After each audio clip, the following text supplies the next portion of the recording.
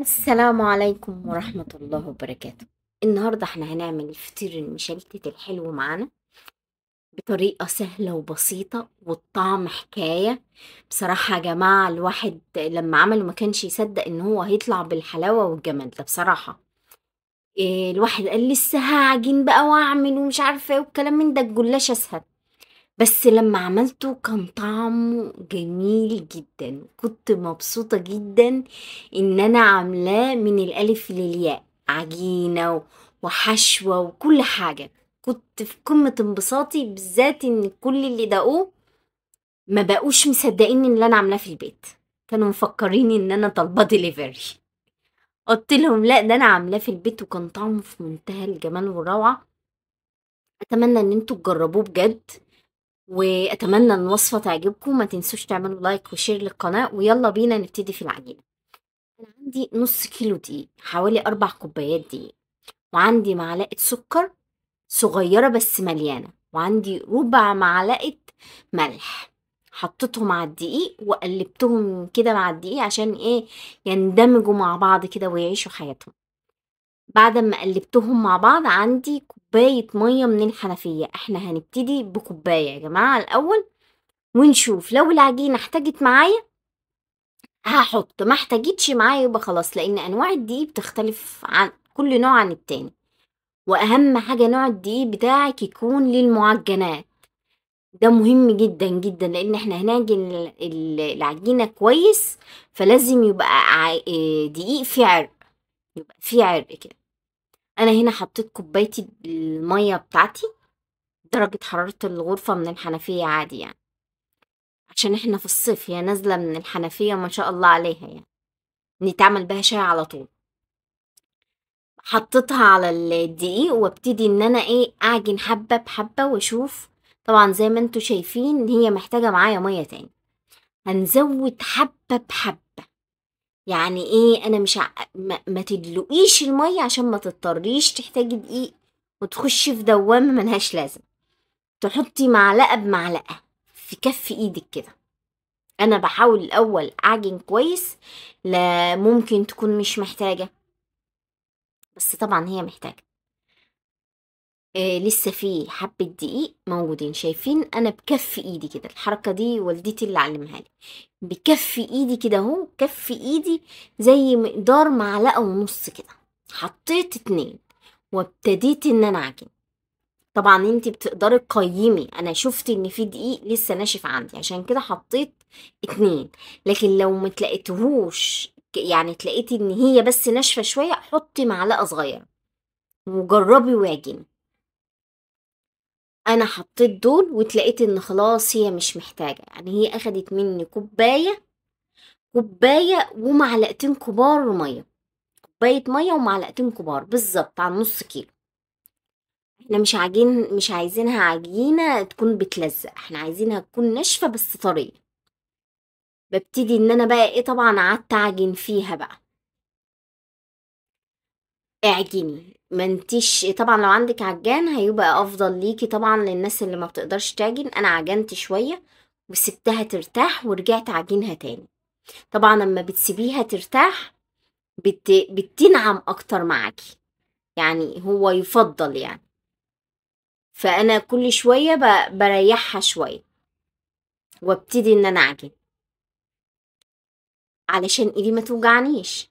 انا لو فضلت عجنت 10 دقايق متواصل ايدي هتوجعني، وهقول يا ريتني ما عملته. فليه احنا نعجن دقيقة ونسيبها ترتاح، دقيقة ونسيبها ترتاح؟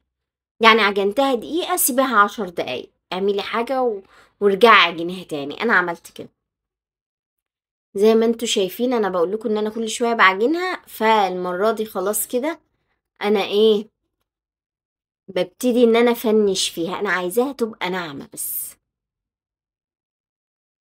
عمالة تلزق في المفرش السيليكون، مش كنت عايزة ادهنها زيت بس ما دهنتهاش، خفت انها ايه، انا كده كده هدهنها بعدين.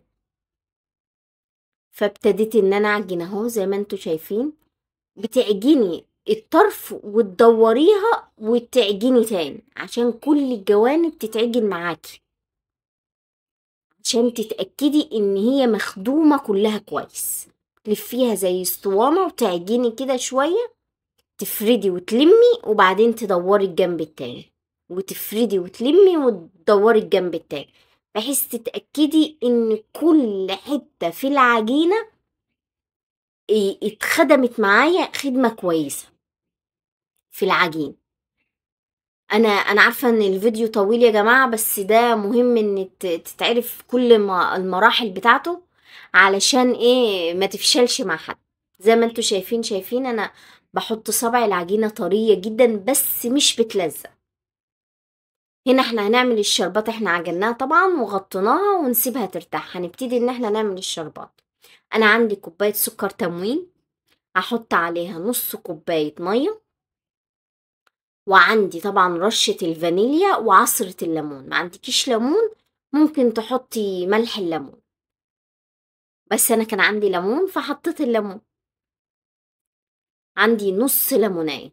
حابة ان الشربات لو انتي ما بتحبيش الحاجة مسكرة، لان الشربات ده هيبقى تقيل، لو ما بتحبيش الحاجة مسكرة ممكن تعملي كوباية سكر وكوباية مية. ده هيبقى معتدل، ولا هو مسكر قوي ولا هو عادم. خدوا بالكم من الحتة دي، ان في ناس ما بتحبوش مسكر وفي ناس ما بتحبوش مقرمش، فاعمليه الشربات الخفيف. هنا انا عندي نص لتر لبن، يعني كوبايتين لبن، وعندي معلقتين كبار نشا، وعندي معلقة باستر كريم او كريم شانتيه اللي موجود عندك، وممكن ولا تحطي ده ولا تحطي ده، وممكن بدل النشا تحطي كاستر يبقى الطعم حلو. وحطيت عندي رشة فانيليا ومعلقة واحدة سكر. حابة تزودوا السكر براحتك، بس ما تنسوش ان احنا هنحط شربات، فعشان ما تبقاش مسكرة بالزيادة انها تجزع. احنا بنحب الحلويات وكل حاجة، بس ما نجزعش، كله حلو من غير ما تجزع. انا حطيت معلقة السكر دي، في ناس ممكن ما تحطش سكر اساسا في الكريمة اللي احنا عملناها، فبراحتكم خالص، شوفوا اللي يناسبكم واعملوه. انا هنا بقلب فيها كويس لحد ما النشا عندي يستوي ويدوب، قصدي يستوي ما يبقاش فيه طعم النشا. وبعد ما يستوي معايا هغطيها، اهم حاجة تغطيها عشان ما تعملش معاك وش، لانها لو عملت معانا وش ما بتبقاش حلوة يعني. فانا بعد ما بخلصها بغطيها وبسيبها على جنب تبرد هي والشربات لحد ما اعمل العجينة بتاعتي. انا العجينة بتاعتي ارتاحت وبعملها بشكل اسطواني كده عشان ابتدي ان انا اقسمها. قطع متساوية. حابة ان انت تكبري الفطيرة بتاعتك اكبر من كده، كبري القطع، بس احنا بنعمله اللي هو الصغير، فطير حلو صغير. انا بالظبط القطعة معايا 50 جرام، كل قطعة معايا عملت 50 جرام. ممكن بالنظر، ممكن لو عندك ميزان تقدري تعمليها بالميزان، هي قد الليمونة كده يا جماعة. فشوفي اللي يناسبك واعمليه. هو يعني ايه، يفضل ان هي تكون صغيرة، بتبقى احلى كده واشيك، بالذات لو جالك ضيوف والكلام من ده بيبقى شكلها حلو. هي شبه فطيرة احمد امين، او الفطيرة اللي هي بتتباع من بره اللي هي محشية الحلو. انا ببتدي ان انا بعد ما قطعتهم زي ما انتوا شايفين، ببتدي ان انا اكورها والفها وادخل الجناب بتاعتها كلها تحت، زي ما تكوني بتعملي سرة كده، تعملي سرة بتلفيها وتلميها وتعملي سرة من تحت.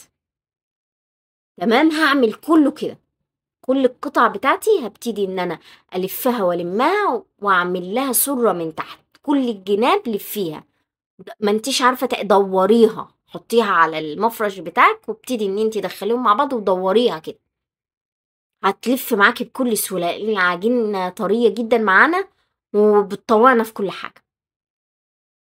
يعني هي بتطوعنا، لكن اي حاجة تانية ما بتطوعناش. هنا انا عندي صينية دهنتها زيت، وببتأت ان انا احط الكور بتاعتي في الصينية، ادهنيها عشان ما تلزقش معانا، بس في الصينية بتاعتك، وادهني وشها زيت. يعني ادهني، انا جنبي مطبقية الزيت وقمت دهناها زيت ومغطياها بكيس تلاجة عشان وشها ما ينشفش. وكل لما تاخدي واحدة غطي بكيس التلاجة. انا عندي زي ما انتوا شايفين الزيت اهو، ببتدي ان انا ادهن مكان السطح اللي انا هشتغل فيه. ببتدي ان انا افرد معايا العجينة بتاعتي. حاولي ان انت يكون عندك طول البال على قد ما تقدري، بالراحة كده، ما تستعجليش. حاولي اللي حواليك عمالين يقولولك يلا يلا عايزينها دي، حاولي خليهم بعيد عنك، ما تعمليش زيي، بالراحة. ولو اتقطعت منك مفيش مشكلة، مش هتبان القطع، ما تقلقيش. انا طبعا مش قادرة اوصف لكم اللي واقفين حواليا وعمالين يقولوا لي هي كل ده لسه ما خلصتش، يعني صعب قوي الموضوع. فابتدي ان انا افردها. انا مش عايزه افردها قوي يعني، بس اني افردها. والطروف اتاكدي ان هي مش سميكه معاكي. حاولي الطروف تفرديها كويس. زي ما انتوا شايفين هي اتقطعت معايا، بس صدقوني والله ما حصلش اي حاجه، ما عملتش اي حاجه فيها، طلعت ممتازه. وعندي زبده طبعا سبتها بره ساحت بالمنظر ده، فمش محتاجة ان انت تحطيها على النار ولا حاجة. الجو كان فظيع، كنت مشغلة الفرن فساحت كده، يعني في المطبخ حطيتها كده ساحت. ببتدي بالفرشة ان انا ادهني. تأكدي ان انت تدهني كل حتة في العجينة عشان تطلع معاكي مورقة. ما تزوديش الكمية، مش هتفرق معاكي في حاجة، اهم حاجة تدهني. واجيب الطرف بتاعنا كده اهو، هنعملها زي الظرف. اجيب الطرف وادهنه قبل ما اجيب الطرف التاني معايا. ندهن بين كل طرف والتاني زبدة. يعني انا جبت الطرف ده دهنت عليه زبدة، والطرف ده دهنت عليه زبدة. احنا هنقفله زي الظرف بالظبط معانا. زي ما انتوا شايفين انا بالفرشة كل ما بتني حتة بقوم حاطة عليها شوية زبدة. هي سهلة جدا جدا وما بتاخدش معانا وقت خالص يا جماعة. هي كل الحكاية ان احنا بنسيبها فترة ترتاح، يعني هي عشان تتفرد معانا ولا اكتر ولا اقل. والراحة 10 دقايق. كانت جميلة جدا. هنا انا هبتدي اجيب لكم واحدة تانية اوريكم. هو معلش الفيديو طويل شوية تاني، معلش، بس عشان اوريكم المراحل كلها. الزيت عندي ببتدي ان انا احط، بفرد بالزيت، مش بفرد بالزبدة، بفرد بالزيت. هو اللي هيخلي لي العجينة معايا ايه، تتفرد بسهولة. طبعا كل ما ريحتي العجينة اكتر كل ما طوعتك ومشت معاكي بكل سهولة وبساطة. كل ما استعجلتي زي حالاتي كده هتلاقيها يعني ايه، ما طوعتكيش قوي. المهم احنا بنفرد معانا زي ما انتوا شايفين بالراحة. انا يعني ايه حنينة على العجينة قوي، ماشية معاها بحنية. بحط اللي انا عاملاها دي على جنب، بحيث ان انا اوسع مكان للتانية اللي هعملها. طبعا ممكن تحطيها في صينية، بس انا قلت اعمل كمية واحطهم في صينية وعينهم في التلاجة، لان طبعا مع الحر ده كده كده الزبدة سايحة، فلازم هتحطهم في التلاجة حبة بحبة. يعني مثلا عملتي حبة، حطيهم في التلاجة عقبال ما تعملي التانيين، وهكذا هيجمد معاكي. ببتدي بالفرشة ان انا ادهن معايا. بعد ما فردتها كويس، انا مش عايزاها رقيقة قوي، وابتدي ادهن بالفرشة كويس كل طرف. بنجيب الطرف ده، بنجيب النص نحطه على العجينة، ما بنجيب الطرف نحطه على بعض كده اهو زي الظرف بالظبط، زي ما انتوا شايفين الطريقة. ونبتدي ان احنا نتنيها مع بعض كده ونحطها معانا. هنا انا شايفين الزبدة جامدة. انا عملت الحبة دول وحطيتهم في التلاجة، جمدت معايا وارتاحت طبعا. ببتدي ان انا افردها. انا مش عايزة افردها قوي، انا بس عايزة افردها عشان الطبقات بتاعتي تبان. بفردها شوية. طبعا زي ما انتوا شايفين التقطيعة اللي كانت معانا في الاول مش باينة، هي دي اللي انا كنت عاملاها في الاول. وابتدي تحطي الكمية. انا بحب الحشو كتير يا جماعة. واقفلي، حاولي ان انت تقفلي الطروف. طبعا الطريقة دي بتخلي الحشوة ما تقلقيش مش هتطلع منك. وبالراحة عليه وانت بتفرديها عشان ما تتقطعش فالحشوة تبقى باينة. زي ما انتوا شايفين انا ما بفردهاش قوي، انا بفردها بس حاجة بسيطة، والحشوة ما طلعتش، انا مكترة حشوة وما طلعتش. هنا ممكن تحشيها اي حاجة. انا كان عندي جوز وزبيب، حشيتها جوز وزبيب وعملت كام واحدة فاضية، كان طعمهم جميل جدا يا جماعة. ممكن ما تحشيش خالص، بس كان طعمها جميل جدا، العجينة نفسها كان طعمها جميل، مع الشربات كان طعمها حكاية بصراحة. انا عملت حبة بالجوز والزبيب، وحبة بالمهلبية، وحبة ميكس ال- الكريمة بتاعتي مع جوز وزبيب، كان طعمها برضو خطير. فبراحة راحتك، حابة تحشيها احشيها، حابة تسيبها فاضية سيبها فاضية، حابة تحشيها حاجة حادقة احشيها برضو جميلة، بس طبعا ما تسقاش شربات. انا زي ما انتوا شايفين اهو بحاول ان انا اقفلها كويس عشان ما فيش ايه حاجة تطلع، بس انا متأكدة حتى لو ما قفلتهاش، لان في كام واحدة ما قفلتهمش وبرضو ما طلعش الحشو، لان انت بعد ما بتقفلي بتقلبيها وبيبقى الجنب اللي مفتوح من تحت، فما تقلقوش مش هتفتح معاكي. اهم حاجة وانتي بتفرديها الفردة دي ما تفرديش قوي عشان ما تتقطعش معانا. بس زي ما انتوا شايفين انا بفردها،